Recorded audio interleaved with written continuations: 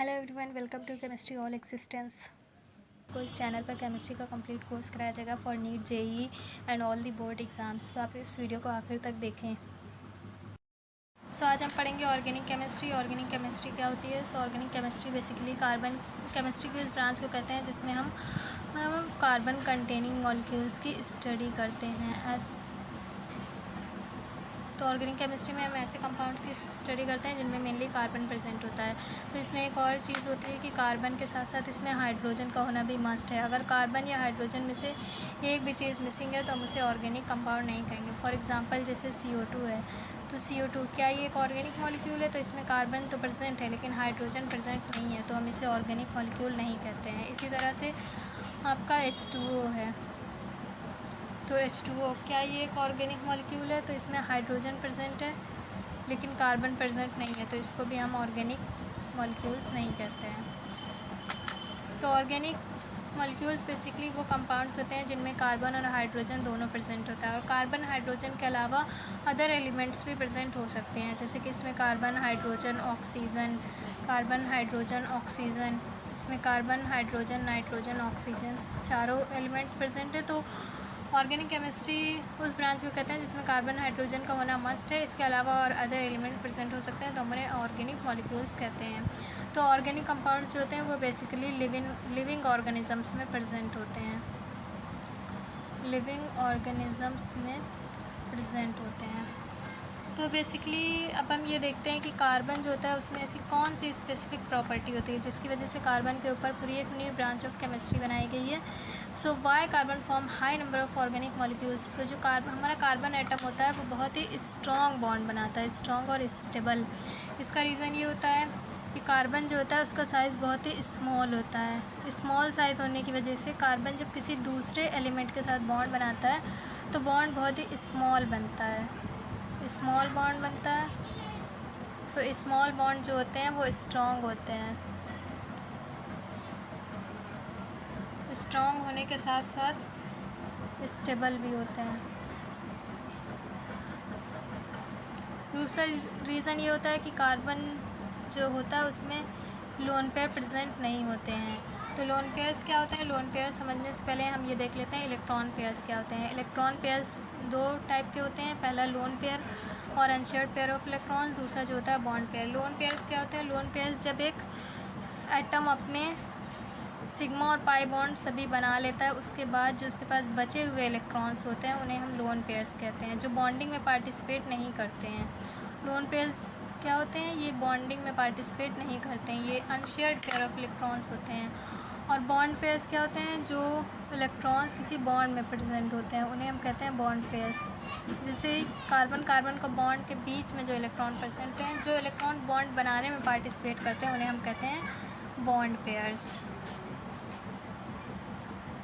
और electron pairs क्या होते हैं? इलेक्ट्रॉन पेयर्स जो बॉन्डिंग में पार्टिसिपेट नहीं करते हैं उन्हें हम लोन पेयर्स कहते हैं, लोन पेयर्स या अनशेयर्ड पेयर ऑफ इलेक्ट्रॉन्स कहते हैं। तो लोन पेयर्स की वजह से क्या होता है? लोन पेयर्स इलेक्ट्रॉन पेयर्स होते हैं तो इलेक्ट्रॉन में रिपल्शन होता है। सो रिपल्शन होने की वजह से इसका साइज़ बड़ा हो जाता है, ऑक्सीजन का इसका साइज़ बहुत बड़ा हो जाता है। साइज़ बड़ा होने की वजह से ये बॉन्ड जो है ये वीक हो जाता है और वीक होकर ये आसानी से टूट जाता है। और कार्बन जो होता है इसमें लोन पेयर प्रेजेंट नहीं होता तो इसमें कोई रिपल्शन नहीं होता है, तो इसमें जब बॉन्ड्स बनते हैं तो ये बहुत ही स्ट्रॉन्ग बनते हैं, जिसकी वजह से कार्बन के बहुत सारे मॉलिक्यूल्स एग्जिस्ट करते हैं। इसी तरह से कार्बन में एक यूनिक प्रॉपर्टी होती है जिसे हम कैटिनेशन कहते हैं। कैटिनेशन प्रॉपर्टी मतलब कार्बन जो होता है वो अपने खुद के एलिमेंट के साथ ही बॉन्ड बनाता रहता है, जिसकी वजह से एक चेन लाइक स्ट्रक्चर फॉर्म होता है, और दूसरा ये साइक्लिक स्ट्रक्चर भी हो सकता है। इसी को हम कहते हैं कार्बन की कैटिनेशन प्रॉपर्टी। ये कार्बन की बहुत ही यूनिक प्रॉपर्टी होती है जिसकी वजह से कार्बन कई सारे एलिमेंट्स के साथ रिएक्ट कर सकता है। और कार्बन हम अब शुरू करते हैं अपना ऑर्गेनिक का first chapter, that is haloalkane and haloarenes. तो haloalkane and haloarenes क्या होते हैं? These are called halogen containing hydrocarbons. ये हैलोजन कंटेनिंग हाइड्रोकार्बन्स होते हैं, यानी ऐसे हाइड्रोकार्बन्स जिनमें हैलोजन प्रेजेंट होता है। तो हाइड्रोकार्बन्स बेसिकली 4 प्रकार के होते हैं, एल्केन, एल्कीन, एल्काइन और बेंजीन। एल्केन जो होता है इसमें सभी सिंगल बॉन्ड प्रेजेंट होते हैं, इसका एग्जाम्पल होता है मीथेन। और एल्काइन जो होता है इसमें कार्बन कार्बन के बीच ट्रिपल बॉन्ड प्रेजेंट होता है, इसका एग्जाम्पल होता है एसिटिलीन। और एल्कीन जो होता है इसमें कार्बन कार्बन के बीच बीच में डबल बॉन्ड प्रेजेंट होता है, इसका एग्जांपल होता है एथिलीन। और बेंजीन जो होता है ये साइक्लिक स्ट्रक्चर होता है, कार्बन और हाइड्रोजन होते हैं इनमें, और कार्बन और हाइड्रोजन के बीच में अल्टरनेट डबल बॉन्ड प्रेजेंट होते हैं।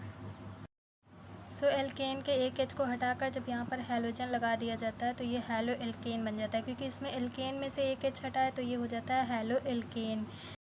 इसी तरह से जब एल्कीन के एक एच को हटाकर हैलोजन्स को लगा देते हैं तो ये बन जाता है हैलो एल्कीन, क्योंकि इसमें एल्कीन का एक एच रिप्लेस होता है हैलोजन से, तो ये हैलो एल्कीन बन जाता है। इसी तरह से एसिटिलीन के जब एक एच को हटाकर यहाँ पर हम क्लोरीन को इंसर्ट कर देते हैं, किसी हैलोजन को इंसर्ट कर देते हैं तो ये हैलो एल्काइन बन जाता है, क्योंकि इसमें एल्काइन से एच को रिप्लेस करते हैं हैलोजन से, तो ये हैलो एल्काइन बन जाता है।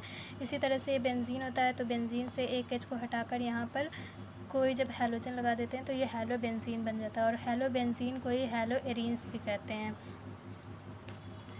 सो इस चैप्टर में हमें बेसिकली 4 चीज़ें पढ़नी है। फर्स्ट है स्ट्रक्चर एंड नोमेनक्लेचर, यानी कि जो हैलो एल्केन्स होते हैं और हैलो एरीन्स, इनका स्ट्रक्चर किस तरह से होता है, इनमें बॉन्डिंग किस तरह से होती है, और सेकंड होता है नोमेनक्लेचर, यानी इनका नाम किस तरह से दिया जाता है, और सेकंड होता है प्रिपरेशन।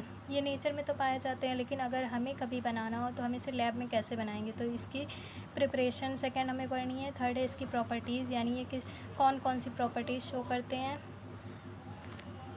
तो प्रॉपर्टीज़ बेसिकली 2 टाइप्स की होती हैं। फर्स्ट होती है वो फिज़िकल प्रॉपर्टीज़, सेकंड होती है केमिकल प्रॉपर्टीज़। फिज़िकल प्रॉपर्टीज़ यानी जो हम किसी कंपाउंड को फिज़िकली देख कर जब हम उसे बताते हैं तो उसे फिज़िकल प्रॉपर्टीज़ कहते हैं। और केमिकल प्रॉपर्टीज़ जब कंपाउंड किसी दूसरे कंपाउंड के साथ रिएक्ट करता है तो उसमें जो चेंजेस होते हैं उसे हम केमिकल प्रॉपर्टीज़ कहते हैं। और फोर्थ जो हमें पढ़ना है वो है यूज़ इन डेली लाइफ, यानी हम इन्हें डेली लाइफ में कहाँ कहाँ यूज़ कर सकते हैं। सो कि ये वीडियो आपको अच्छा लगा होगा। अगर आपको ऐसे ही और वीडियो चाहिए तो इस चैनल को ज़रूर सब्सक्राइब करें और बेल के आइकन को भी क्लिक करें ताकि आपको हर वीडियो का नोटिफिकेशन मिलता रहे। Thank you so much, take care, मिलते हैं नेक्स्ट वीडियो में। Till then bye bye.